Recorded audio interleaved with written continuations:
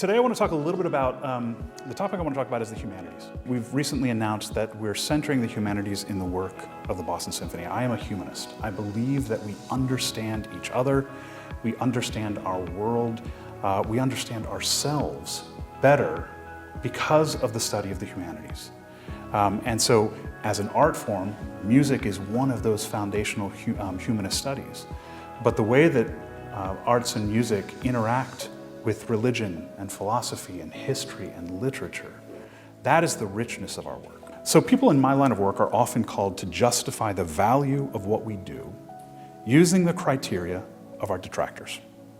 And for example, the frequent argument against cutting music education in schools references the benefits of music education for math comprehension, as if the fact that music education and the study of music itself, music comprehension, isn't enough. That somehow we have to justify this pursuit because it supports or amplifies another pursuit. The nature of the arts and humanities is to look for the less obvious kinds of value.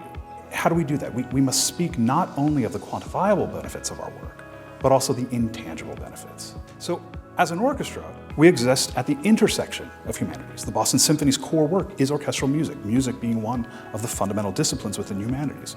But by being a part of the larger body of ideas, we're attempting to do what other humanities are meant to do, to help us better understand ourselves, each other, and the world. The humanities are not soft.